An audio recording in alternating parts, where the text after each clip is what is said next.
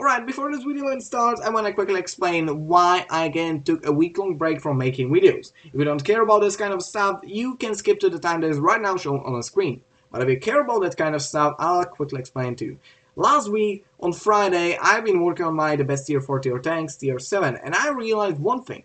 I've been heavily ahead of the schedule. Seriously, I was more or less 4 days ahead of my schedule, and I was really happy about that, because it more or less means that I have 4 days for myself. I don't need to make videos for 4 days, and that is absolutely amazing. At least so I thought. Because the next day, when I turned on the Adobe Premiere, the best tier 4 tier tanks couldn't be loaded. Why was that? Well, I rushed into the file and found out that the entire video was corrupted.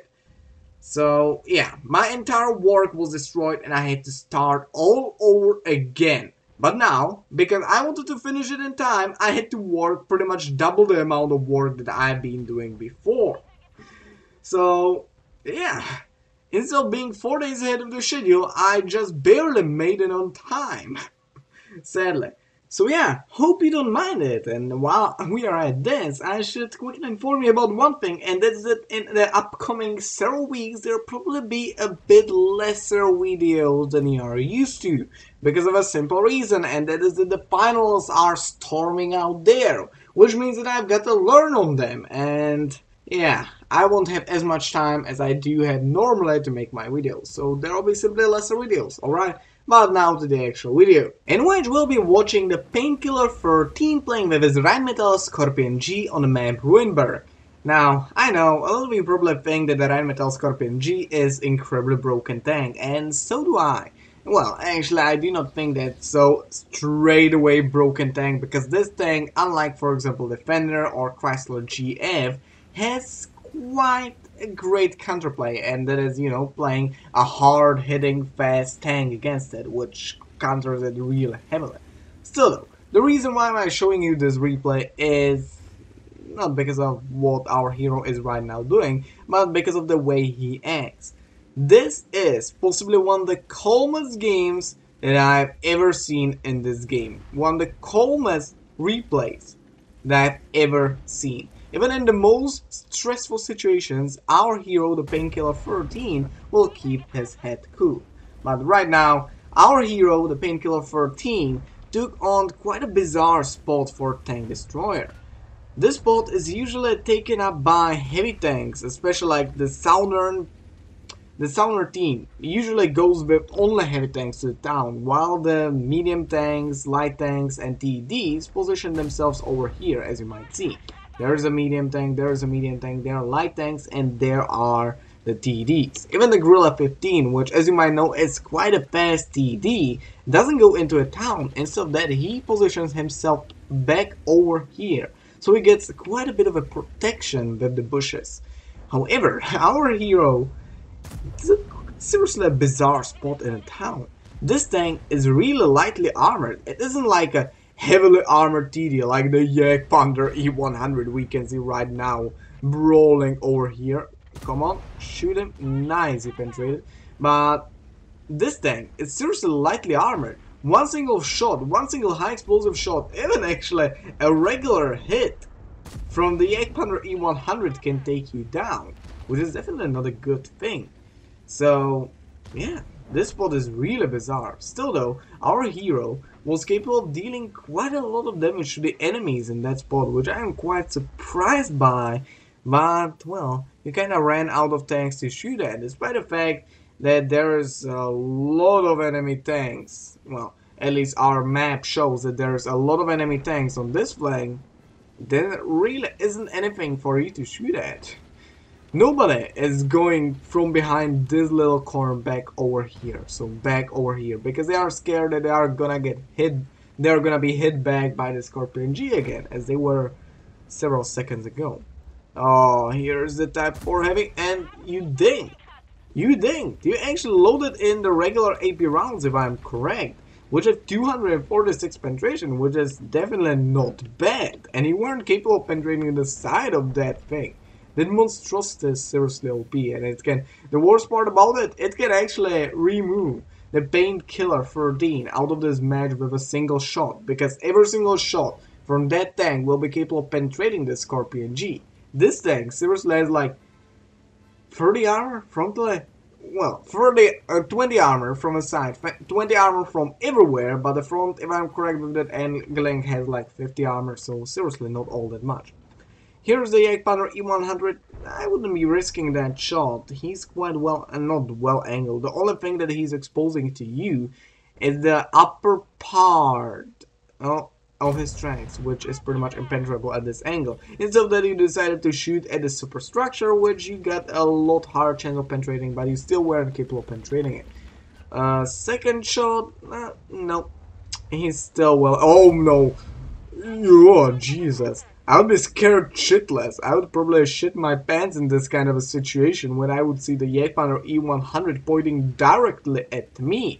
But the Painkiller 13 was capable of keeping his head cool, shoot the Jagdpanther E100, and then retreat without getting shot back, which is absolutely amazing. But where's the Jagdpanther E100? We don't know, but you were capable of spotting the MX-50B, which is not capable of shooting you through this building that is in the front of you, because he's quite a bit of a tall tank. But still, the MX-50B is a heavy tank only by stats. It's really not all that heavily armored tank, it's more of a medium tank, so we were capable of penetrating its frontal plate, well, frontal lower plate, despite the great angling it had. Now, on the other side of the wall is the IS-3, which is constantly spotting you, so you should be really careful right now, but oh! The MX-50B was not aiming at you, and instead of that decided to shoot at the Leo over there, and that costed him life. But look at this. Look at this. Our hero doesn't give a damn about the IS-3 that is right behind him. He keeps his head cool, but again, there was the Type 4 Heavy aiming directly at our hero, and instead of, you know, being scared of the Type 4 Heavy, possibly being capable of shooting at the Painkiller 13, he was like, I don't give a damn, I'm gonna go. He kept his head cool again. And here's the Type 4 Heavy, which previously aimed at him, and well, it's more or less the end of the Type 4 Heavy, because there are 4 tanks surrounding him. 4 tanks surrounding him. He will be capable of doing some damage to your team, as we saw. He right now shot your SU-122-54 for above 400 damage, but well, that's probably the only damage he's gonna be capable of dealing in this fight. Dude, what the hell was that shaking of camera? I don't know what. Probably has mouse glitch or I don't know what. Here we go. The Type 4 Heavy actually surprisingly has quite a large amount of gun depression. It, if I'm correct, has 10 degrees of gun depression, so it cannot really go directly underneath its gun barrel and hide underneath it. But the SU-122-54 is quite a bit of a fast tank, and he was capable of circling him out. Right now, oh, that was actually quite nice. You were capable, or your tanks were capable of eating the APCR shots from the SCA-1. The SCA-1 doesn't have all that amazing penetration. Like, yeah, he was using the premium rounds, but still. Your tanks ate this shot, which was absolutely amazing. This, by the way, this run and gun tactic, this looks almost heroic as you are going right now with the SU-122-54, your body besides of you. This looks absolutely amazing. Here is the Stritzwang. Come on, shoot him. Well, you weren't fully aimed, but you had the luck of actually hitting him. And so was the SU. Now it's only, well, I wanted to say that right now only the Bulldog has to finish the job, but he, just as I said it, the Moisian was capable of finishing him off. But right now, you're standing only against 2 enemy tanks, both of which have 3 kills, and both of which are in a single platoon, so it will be really hard to deal with them.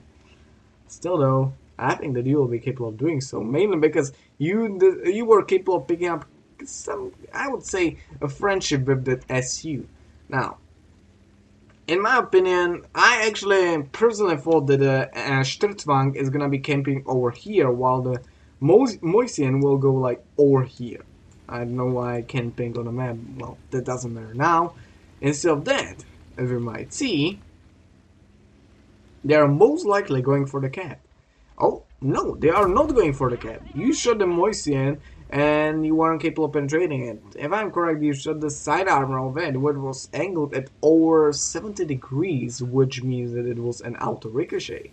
You're telling to your teammate that he should be careful, but I think that he knows that well enough. Still though, he was shot by the Stritzwang 103 and he was capable of finishing him off. That is nice because the Moisian right now is, well, the Moisian right now exposed to you his flat side armor, which allowed you to easily penetrate his side armor. Right now, I don't know why the hell the Moisian is focusing you and not the SU. If you are, well, did that woman, the commentator or that commander, just say I don't give a shit? Well, that doesn't matter. Come on, shoot him. Nice, you were capable of dealing some damage. Sadly, your buddy, the SU, rammed the Moisian for some unknown reason, and now he's gonna be rammed to death. 18 damage, well, he's down. Come on, finishing him off, and nice. Painkiller 13 and the Scorpion G was capable of securing an amazing win. One of the calmest wins that I've ever seen. However, in the post-game stats, we may see that, well, at least I think that our hero wasn't rewarded well enough for this game. Like, yeah, he has the Master Badge, a stanker for this game. Yeah, he has the Bruiser and Fire of Effect medals, which are all pretty much nothing really amazing. These two, at least for me, I pick these two medals on daily basis. These two medals are nothing rare. Instead of that, he was capable of getting three other a bit rarer medals. First one is the Halonen's medal, which, if I'm correct, is one of the new medals that were added to the game with the last patch, or with the 9.18, I don't know which patch, but it was added not so long ago. And you awarded it for destroying 2 enemy tanks or tank destroyers in a tank destroyer in one single battle. That is actually not all that difficult medal to get. You pretty much have to kill 2 tanks with a tank destroyer. That is nothing especially amazing. Second thing, you got a Confederate, which is already a bit more rare medal, and then you got a High Caliber, which is actually a pretty decent medal. Sadly, we weren't capable of picking all that many kills, so we did not get all that many medals. However, the damage done, you dealt nearly 8,500 damage in this tank, which is absolutely amazing. By the way, the enemy 2 tanks, which I've been talking about, like, you know, that they aren't like somehow terrible tanks, you know, that they both have 3 kills, actually had quite a bit of a blast as well. I must say that they weren't all that bad players. They just did not have the luck with their teams, because as we might see, their team was absolutely terrible.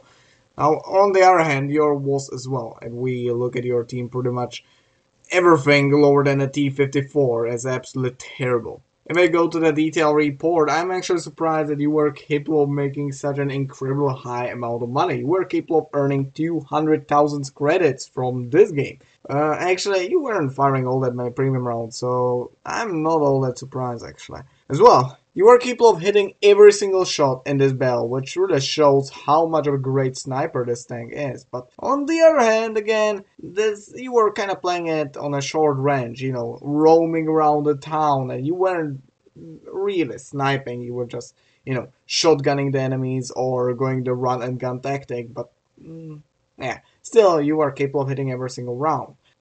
You did not penetrate 4, but that doesn't matter. Still though, it was an amazing replay, which I loved watching, and hope that you did as well. Probably my commentary was quite a bit off, because I'm kind of tired right now, but hope you don't mind it.